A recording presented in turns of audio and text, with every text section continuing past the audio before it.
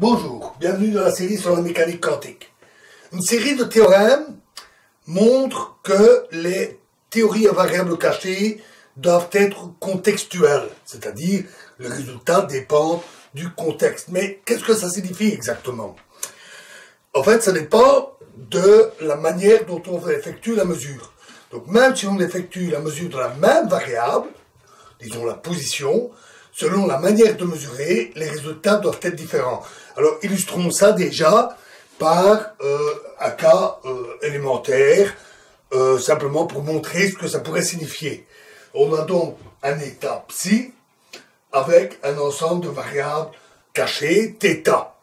Donc supposons que psi est un état superposé de la position x1 plus x2, et donc en mécanique quantique, on a une chance sur deux d'obtenir x1 et x2. Ça veut dire que si on a des variables cachées, disons pour simplifier qu'elles sont toutes équiprobables d'un point de vue statistique, ça veut dire que la moitié d'entre elles doivent dire c'est x1 et l'autre moitié doivent dire c'est x2. Donc supposons qu'on a 4 variables cachées, θ1, θ2, θ3 et θ4. La moitié d'entre elles doivent dire que c'est la position x1. Donc on peut avoir une procédure de mesure de la position qu'on va appeler C1, et donc celles-ci vont donner x1, et ces variables-là vont donner x2 pour le résultat de la mesure. On peut avoir une autre mesure de la position, un autre procédé, qui lui va dire pour θ1 et θ3, on a x1, et pour θ2 et θ4, on a x2. L'association entre les variables cachées et la valeur mesurée dépend des variables cachées, bien entendu, et de leur distribution statistique, mais aussi de la procédure de mesure. Donc, dépend du contexte. Voilà ce que signifie théorie contextuelle. Mais avant de voir les différents théorèmes, voyons déjà pourquoi ils devraient en être ainsi. C'est assez facile à voir, en fait. Donc, supposons qu'on ait trois observables, 3 grandeurs, O1, O2 et O3. 3 grandeurs qui peuvent être mesurées, telles que O1 et O2 commutent, ce qui veut dire qu'on peut les mesurer simultanément avec toute la précision que l'on veut. De même, O1 et O3 commutent, à nouveau on peut les mesurer ensemble avec toute la précision voulue, mais O2 et O3 ne commutent pas. Le commutateur est différent de 0, et on sait que cela conduit au principe d'indétermination de Heisenberg. La mesure simultanée des deux grandeurs avec une précision arbitraire n'est pas possible.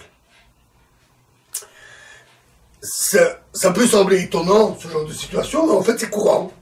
C'est très courant. Par exemple, si on a le spin, la position et l'impulsion. Le spin commute avec position et impulsion, on peut les mesurer simultanément, tandis que position et impulsion sont soumises au principe d'indétermination. Une autre possibilité, c'est la position X, la position Y, donc position X dans un sens, position Y dans un autre sens, et l'impulsion mesurée dans le sens Y.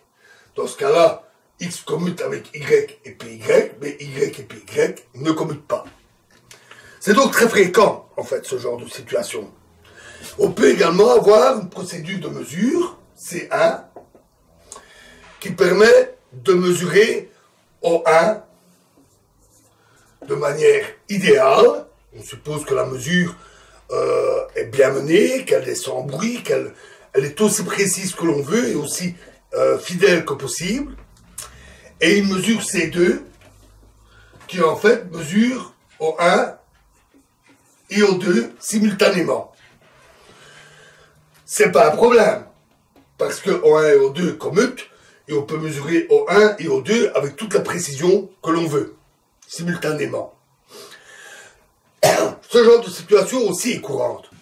Il est fréquent qu'un dispositif de mesure donne plus d'informations que nécessaire, que la manière d'obtenir l'information sur O1 qui nous intéresse, ici on mesure O1 et O2, mais on ne retire que O1, O2 on s'en fout, et la manière de mesurer fait que ça apporte souvent des informations sur plusieurs variables qui décrivent le système.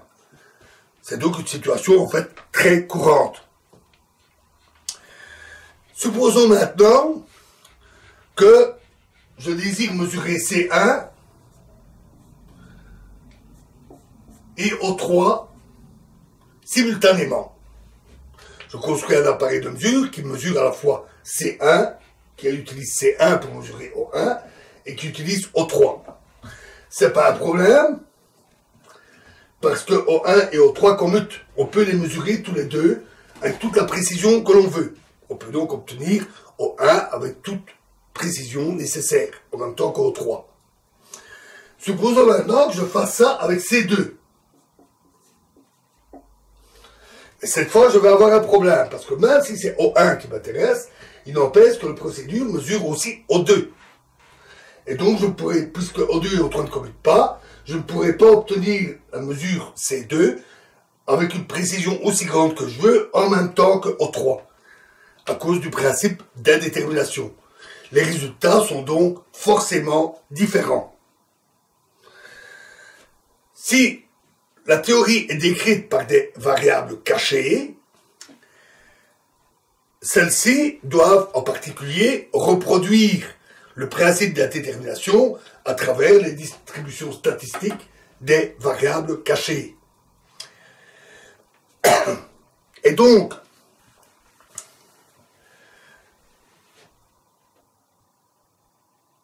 les variables cachées ne peuvent pas donner pour O1 exactement le même résultat pour C1 et C2, parce que dans ce cas-là, la mesure de O3 ne devrait pas être affectée, et on obtiendrait le même résultat.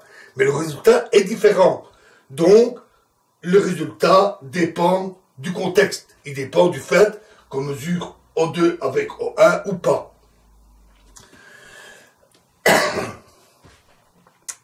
Et voilà pourquoi la théorie en variables cachées doit forcément être contextuelle, dépendre du contexte, de la manière de réaliser la mesure. Alors, quelques commentaires avant de passer à du plus précis, du plus rigoureux. Tout d'abord, c'est quelque chose d'assez curieux. Parce que on peut toujours combiner les états de toutes sortes de manières, de même que les observables. Et donc, tous les résultats dépendent indirectement des variables cachées, donnent des résultats différents selon les combinaisons choisies. Ça implique que les variables cachées ne peuvent pas être identiques aux observables.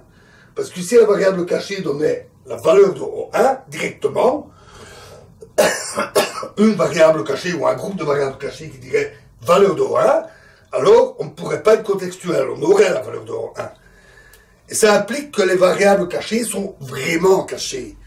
On ne peut pas connaître leur valeur, ce n'est pas les valeurs que l'on mesure. Et ça donne une théorie très compliquée, très bizarre. Deuxièmement, c'est assez vicieux. C'est un peu comme pour le fameux loophole dans l'expérience de Aspect. Différentes mesures donnent des résultats et des statistiques différentes. La façon dont les résultats sont reliés aux variables cachées sont différentes selon le contexte. Et pourtant, ça reproduit exactement les résultats de la mécanique quantique. Donc, elles sont cachées, mais en plus de manière vicieuse.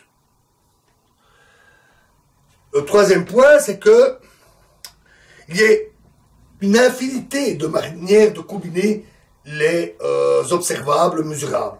On peut les combiner d'une infinité de manières différentes. Ça implique que même pour mesurer une seule variable x, on est obligé de faire appel à une infinité de variables cachées. On ne peut pas dire que la théorie soit économique. Et de plus, comme on ne peut pas connaître la valeur des variables cachées, cette théorie est non réfutable. Donc, d'un point de vue scientifique, c'est toujours ennuyant, parce que quand on fait une hypothèse, on doit pouvoir toujours faire une prédiction, la valider par l'expérience, ou réfuter ce résultat et dire l'hypothèse était fausse. Ici, on ne peut pas. Par construction, ces variables cachées ne sont pas réfutables. Elles sont aussi par conséquent non prédictives. En travaillant sur ces variables cachées, on ne peut pas prédire un résultat. Pour cause, on les choisit de manière à reproduire la mécanique quantique. Elles ne peuvent donc pas prédire quelque chose qui irait à l'encontre de la mécanique quantique. Par construction, elles ne peuvent pas prédire quelque chose de nouveau. Enfin, on est quand même très éloigné de l'idée originale d'Einstein, qui disait « il y a des éléments de réalité qu'on peut voir comme des variables cachées ». Ici, on voit que ces éléments de réalité correspondaient à des grandeurs mesurables. Ici, on voit que ça ne peut pas être le cas. Les variables cachées ne peuvent pas être une image fidèle et immédiate, directe, des éléments de réalité. C'est un peu dans ce but-là que ces variables cachées ont été introduites. Et là, on peut dire qu'elles ont raté leur coup. Donc tout ça est assez négatif pour les théories à variables cachées. Elles sont forcément non locales, elles sont forcément contextuelles, ça donne forcément des théories, on va dire, un peu alambiquées.